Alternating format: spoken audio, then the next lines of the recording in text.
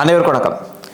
திமுக அரசின் 1000 கோடி ஊழல் அந்த செய்தி தான் இன்றைக்கு தமிழ்நாட்டு அரசியல் களத்தில் பெரிய ஒரு பேசு பொருளாக மாறி இருக்கிறது. அந்த சோதனையும் சரி, அமலாக்கத்துறையினுடைய அந்த செய்திகளும் சரி, இதெல்லாமே ஏதோ வெறும் டாஸ்மாக் துறையில் இருக்கக்கூடிய அதிகாரிகளை குறிவைத்து நடத்தப்பட்டதல்ல, மாறாக அமைச்சர் செந்தில் பாலாஜியை குறிவைத்து நடத்தப்பட்டது என்பது எல்லோருக்குமே தெரிந்த செய்தி தான். அமலாக்கத்துறையை பொறுத்த வரைக்கும் செந்தில் பாலாஜியை எப்படியாவது அமைச்சர் பதவியிலிருந்து இறக்கிவிட வேண்டும். அதைத் தொடர்ந்து அவரை மறுபடியும் கைது செய்து சிறையில் அடைக்க வேண்டும். அவருக்கான தண்டனையை பெற்றுக் கொடுக்க வேண்டும். ஏற்கனவே இருக்கக்கூடிய வழக்கிலும் சரி, இந்த டாஸ்மாக் வழக்கிலும் சரி, இதுதான் அமலாக்கத்துறையினுடைய ஒரு தீவிரமான ஒரு நோக்கமாக இருந்து வருகிறது.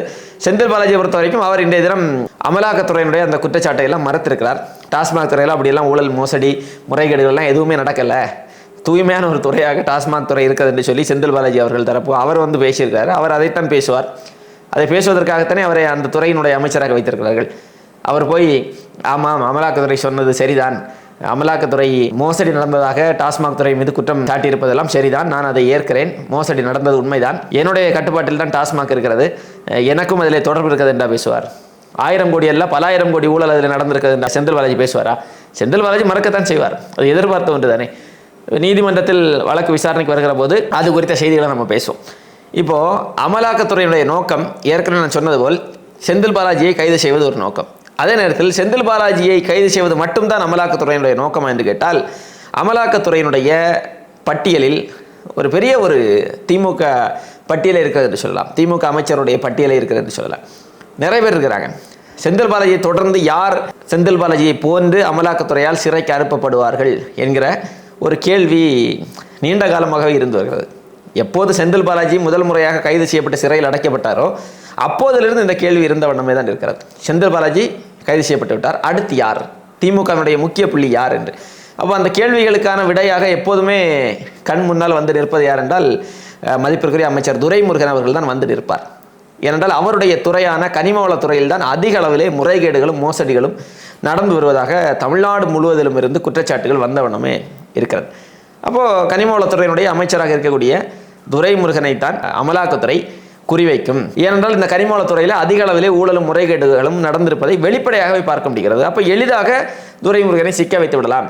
அதனால் அமலாக்கத்துறையினுடைய ஹிட் லிஸ்டில் செந்தில் பாலாஜிக்கு அடுத்தபடியாக துரைமுருகன் தான் இருக்கிறார் என்றும் பலர் பேசி வந்தார்கள். ஆனால் இது எல்லாவற்றையும் விட திமுகவினுடைய இன்னொரு அமைச்சர் தான் முதன்மை பட்டியலில் அமலாக்கத்துறையினுடைய பார்வையில் இருப்பதாக செய்திகள் இருக்கிறது. அது யாருன்னா திமுகவினுடைய வனத்துறை அமைச்சர் மதிப்பிற்குரிய பொன்முடி அவர்கள்.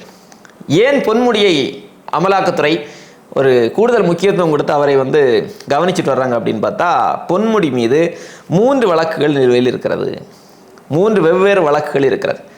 2006 முதல் 2011ஆம் ஆண்டு வரைக்கும் பொன்முடி அவர்கள் அமைச்சராக இருந்தபோது 2 வழக்குகள் அவர் மீது.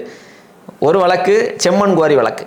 செம்மண் குவாரியில் இவர் அப்போது கனிமவளத்துறையினுடைய அமைச்சராகவும் இருந்தார். அப்போது கிட்டத்தட்ட 28 கோடி அளவுக்கு அரசுக்கு இழப்பீடு ஏற்படுத்தினார். இந்த செம்மண் குவாரியிலே முறைகேடு நடந்திருக்கிறது என்று சொல்லி அவர் மீது வழக்கு பதிவு செய்யப்பட்டு அந்த வழக்கினுடைய விசாரணை நடைபெற்று வருகிறது. அமலாக்கத்துறை அந்த வழக்கில் சட்டவிரோத பணப்பரிவர்த்தனை சட்டத்தின் கீழ் வழக்கு பதிவு செய்து விசாரணை எல்லாம் ஏற்கனவே பொன்முடியிடம் நடத்தினார்கள். பொன்முடியும் சரி, அவருடைய மகன் கௌதம சிகாமணி, இவர்கள் எல்லோரிடமும் அமலாக்கத்துறை விசாரணை நடத்தியது. பொன்முடி மகனுடைய சொத்துக்கள் எல்லாம் முடக்கப்பட்டது, பறிமுதல் செய்யப்பட்டது. இந்த செய்திகள் எல்லாமே ஏற்கனவே நம்ம பேசியதான். அப்போ இந்த ஒரு வழக்கு இருக்கிறது நிலுவையில். அடுத்து இன்னொரு வழக்கு என்னவென்றால், ஏற்கனவே அமைச்சர் பொன்முடி அவர்கள் தண்டிக்கப்பட்ட ஒரு வழக்கு, உயர்நீதிமன்றத்தால் தண்டிக்கப்பட்ட வழக்கு. என்ன வழக்குன்னா, 2006 முதல் 2011ஆம் ஆண்டு வரைக்கும் பொன்முடி அவர்கள் அமைச்சராக இருந்தபோது கிட்டத்தட்ட 1,75,00,000 ரூபாய் அளவுக்கு சொத்துகள் சேகரித்தார். அதாவது அளவுக்கு அதிகமாக சொத்துக்களை சேகரித்தார் என்கிற ஒரு சொத்து குவிப்பு வழக்கு இருக்கிறது. அந்த வழக்கில் அவர் குற்றவாளி என்று சொல்லி சமீபத்தில் தான் உயர்நீதிமன்றம் தண்டனையெல்லாம் வழங்கியது. பொன்முடிக்கும் அவருடைய மனைவிக்கும் சிறை தண்டனை வழங்கியதோடு 50 லட்சம் ரூபாய் அபராதமும் விதித்திருந்தது.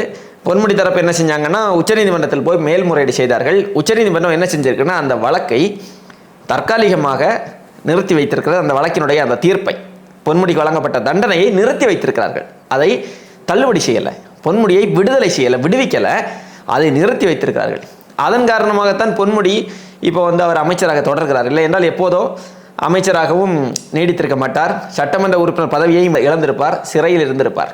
செந்தில் பாலாஜி இருந்தது போன்று இப்போ அது தண்டனை நிறுத்தி வைத்த காரணத்தால் இவர் வெளியே இருக்கிறார். அந்த வழக்கினுடைய விசாரணை மறுபடியும் எப்போது வேண்டுமானாலும் வரலாம். எப்போது வேண்டுமானாலும் அமைச்சர் பொன்முடி அவர்கள் மறுபடியும் குற்றவாளி என்று அறிவிக்கப்படலாம். இது ஒரு புறம் இருக்க, இன்னொரு வழக்கு என்னன்னா 1996 முதல் 2001 ஆண்டு வரைக்கும் அமைச்சர் பொன்முடி அவர்கள் அவர் அமைச்சராக திமுக ஆட்சியில் அமைச்சராக இருந்தபோது 1,36,00,000 ரூபாய் அளவுக்கு அதிகமாக சொத்துக்களை சேகரித்தார். அளவுக்கு அதிகமாக சொத்து சேகரித்தார் என்கிற வழக்கு தான். இதுவும் சொத்து குவிப்பு வழக்கு தான். அந்த வழக்கில் ஏற்கனவே பொன்முடி அவர்கள் கீழமை நீதிமன்றத்தால் விடுவிக்கப்பட்டிருந்தார். குற்றமற்றவர் என்று சொல்லி, ஆதாரங்கள் நிரூபிக்கப்படவில்லை என்று சொல்லி விடுவிக்கப்பட்டிருந்தார். அப்படிலாம் விடுவிக்க முடியாது, இந்த வழக்கினுடைய விசாரணை சரியாக நடக்கவே இல்லை, இந்த வழக்கை நானே தாமாக முன் வந்து விசாரணைக்கு எடுத்துக்கொள்கிறேன் என்று சொல்லி சென்னை உயர்நீதிமன்றத்தினுடைய மாண்புமிகு நீதியரசர் ஆனந்த் வெங்கடேஷ் அவர்கள் பொன்முடி அவர்களுடைய இந்த வழக்கை மறுபடியும் விசாரணைக்காக எடுத்திருந்தார். அந்த வழக்கினுடைய விசாரணை வருகிற ஏப்ரல் மாதம் 7ஆம் தேதி முதல் 17ஆம் தேதி வரைக்கும் இறுதிக்கட்ட விசாரணை நடைபெற இருக்கிறது. அப்போ அந்த வழக்கினுடைய விசாரணை ஏப்ரல் மாதத்தில் வருது. அதே நேரத்தில் இன்னொரு வழக்கு, அந்த செம்மண் குவாரி வழக்கு இருக்கிறது இல்லையா, அந்த வழக்கினுடைய விசாரணை வருகிற 19ஆம் தேதி வருகிறது. பொன்முடி அவர்கள் நீதிமன்றத்தில் ஆஜராக வேண்டும் என்று சொல்லி உத்தரவு பிறப்பிக்கப்பட்டிருக்கிறது 19ஆம் தேதி. அந்த வழக்கை தான் அமலாக்கத்துறை தீவிரப்படுத்தி வருகிறார்கள். அந்த வழக்கில் தான் கடந்த டிசம்பர் மாதத்தில் கூட பொன்முடி அவர்களிடம் அமலாக்கத்துறை கிட்டத்தட்ட 5 மணி நேரத்திற்கு மேல் சோதனை எல்லாம் நடத்தியிருந்தார்கள். கடந்த ஜூலை மாதம் கூட பொன்முடி அவர்களுடைய மகன் அவருடைய மனைவி பேரில் நடத்தி வந்த நிறுவனம் என்று சொல்லி நிறைய அவருடைய பகுதிகளில் இருந்த சொத்துக்களை எல்லாம் அமலாக்கத்துறை முடக்கிய செய்திகள் எல்லாமே வெளியாகி இருந்தது. இப்போது அமலாக்கத்துறையினுடைய மிக முக்கியமான ஒரு குறியாக பொன்முடி மாறி இருக்கிறார். காரணம் என்னென்னா, ஒரு வழக்கில் 3 வழக்குகள் இருக்கிறது. அமலாக்கத்துறையை பொறுத்த வரைக்கும் அமலாக்கத்துறை ஒரு வழக்கை தான் கவனிக்கிறது. ஆனால் பொன்முடியை சிக்க வைப்பதற்கு 3 வழக்குகள் இருக்கிறது. ஒரு நெருக்கடியான ஒரு சூழலில் தான் பொன்முடி இருக்கிறார். அப்போ பொன்முடியை பொறுத்த வரைக்கும் உளவியல் ரீதியாகவே அவர் ஒரு பாதிப்புக்குள்ளாகித்தான் இருப்பார். இப்போ 2026 சட்டமன்ற தேர்தலுக்கு முன்னாடி திமுகவினுடைய பல ஊழல் அமைச்சர்களையும் நாங்கள் சிறைச்சாலைக்கு அனுப்புவோம் என்பதுதான் பாஜகவினுடைய ஒரு நிலைப்பாடாக இருக்கிறது. அப்போ அந்த வரிசையில் பார்க்கிற போது சட்டமன்ற தேர்தலுக்கு இன்னும் ஓராண்டு காலம் தான் இருக்கிறது. இந்த ஓராண்டு காலம் இருக்கக்கூடிய இந்த நேரத்தில் அமலாக்கத்துறை செம்மண் குவாரி வழக்கை அதை வேகப்படுத்தி துரிதப்படுத்தி பொன்முடி மீது கூடுதல் குற்றப்பத்திரிகை எல்லாம் தாக்கல் செய்திருந்தார்கள். ஏற்கனவே ஒரு குற்றப்பத்திரிகை தாக்கல் செய்யப்பட்டிருந்தது. அந்த குற்றப்பத்திரிகை போதாது, கூடுதலாக எங்களிடம் சில ஆவணங்களும் ஆதாரங்களும் எல்லாம் கிடைத்திருக்கிறது, அதையும் நாங்கள் தாக்கல் செய்கிறோம் என்று சொல்லி கூடுதலாக ஒரு குற்றப்பத்திரிகையை, 2வது குற்றப்பத்திரிகையையும் அமலாக்கத்துறை சமீபத்திலே தாக்கல் செய்திருந்தது. அப்போ குற்றப்பத்திரிகை தாக்கல் செய்யப்பட்டதற்கு பிறகு அந்த வழக்கினுடைய விசாரணை வர இருக்கிறது வருகிற 19ஆம் தேதி. இப்போது அமைச்சர் பொன்முடி ஏற்கனவே அவர் ரொம்ப சோர்வடைந்து போய் தான் இருக்கிறார்.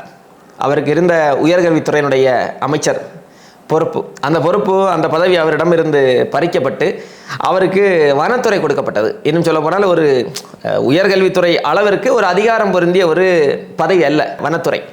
பொன்முடியை டம்மி ஆக்கணும், அவருக்கான முக்கியத்துவத்தை குறைக்க வேண்டும் என்கிற காரணத்திற்காகத்தான் பொன்முடிக்கு இப்படி ஒரு டீப்ரமோஷன் வேலையை திமுக செய்தது என்கிற கருத்துக்கள் எல்லாம் அப்போதே வைக்கப்பட்டது. அது மட்டுமல்லாமல் கடந்த முறை அமலாக்கத்துறை பொன்முடி அவர்களுடைய இல்லத்தில் சோதனை நடத்திய போதும் சரி, அவரை விசாரணைக்கு அழைத்த போதும் சரி, அப்போதெல்லாம் ஐயா ஸ்டாலின் அவர்களும் சரி, திமுக தரப்பும் சரி, பெரிதாக ஒரு ஆக்கப்பூர்வமான எதிர்வினை எதுவுமே ஆற்றலை.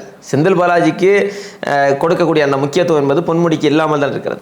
செந்தில் பாலாஜி எப்போதெல்லாம் அமலாக்கத்துறையினுடைய சோதனை வளையத்திற்குள் கொண்டு வரப்படுகிறாரோ அப்போதெல்லாம் செந்தில் பாலாஜிக்கு ஆதரவாக திமுகவினர் இருப்பார்கள். இன்னும் சொல்ல போனால் முதலமைச்சர் ஸ்டாலின் அவர்களே பேசுவார் செந்தில் பாலாஜிக்கு ஆதரவாக. ஆனால் பொன்முடி அவர்களை பொறுத்த வரைக்கும் அப்படி இல்லை. பொன்முடியை எப்போதெல்லாம் அமலாக்கத்துறை நோண்டுகிறதோ அப்போதெல்லாம் திமுக தலைமை அமைதி காக்கத்தான் செய்கிறது. ஸ்டாலின் அவர்களும் அமைதி காக்கத்தான் செய்கிறார். கிட்டத்தட்ட பொன்முடியை திமுக தலைமை கைவிட்டு விட்டதோ, கழுவி விட்டதோ என்கிற சந்தேகங்கள்லாம் எழுகிறது. அமலாக்கத்துறையினுடைய இந்த சோதனையின் போதெல்லாம் திமுக பொன்முடிக்கு ஆதரவாக குரல் கொடுக்காமல் மௌனம் காக்கக்கூடிய இந்த நிகழ்வு என்பது பார்ப்போம். 19ஆம் தேதி பொன்முடி அவர்கள் நீதிமன்றத்தில் ஆஜராவார் என்று நம்ம எதிர்பார்க்கலாம். இல்லை ஆஜராகவில்லை என்றாலும் 19ஆம் தேதி இல்லைன்னா அடுத்து ஒரு சில நாட்கள் தாண்டி அவர் ஆஜராகித்தான் ஆக வேண்டும். செம்மண் குவாரி வழக்குகள் என்பது, அதுவும் திமுக ஆட்சியில் இந்த குவாரிகளில் எவ்வளவு முறைகேடுகளும் மோசடிகளையும் கடந்த ஆட்சி காலத்தில் நடந்தது, இப்போது நடந்து கொண்டிருக்கிறது என்பது எல்லோருக்குமே தெரியும். அந்த குவாரிகளில் முறைகேடு செய்யக்கூடிய நபர்கள் யாராக இருந்தாலும் சரிதான், அவர்கள் சட்டத்தின் முன்னால் நிறுத்தப்பட்டு தண்டிக்கப்பட வேண்டும். இன்னைக்கு வரைக்கும் பாருங்கள், நீங்கள் குவாரிகள் முழுமையாக இந்த மண்ணினுடைய வளங்கள் அழித்தொழிக்கப்பட்டு அண்டை மாநிலங்களுக்கு கடத்தப்படுகிறது. இந்த மண்ணினுடைய வளங்கள் அழித்தொழிக்கப்படுகிறது. இந்த வள வேட்டை நடத்தக்கூடிய யாராக இருந்தாலும் சரி, அவர்கள் தப்பிவிடக்கூடாது. அந்த அடிப்படையில் செம்மண் குவாரி வழக்கில் சிக்கியிருக்கக்கூடிய அமைச்சர் பொன்முடி அவர்கள் சட்டத்தின் முன்னால் நிறுத்தப்பட்டு அவருடைய குற்றம் நிரூபிக்கப்பட்டு அவர் தண்டிக்கப்பட வேண்டும் என்பதுதான் எல்லோருடைய எதிர்பார்ப்பாக இருக்கிறது. பார்ப்போம் செம்மண் குவாரி வழக்கில் அமலாக்கத்துறை பொன்முடி அவர்களை எப்படி கையாளுகிறார்கள் என்பதை பொறுத்திருந்து பார்ப்போம்.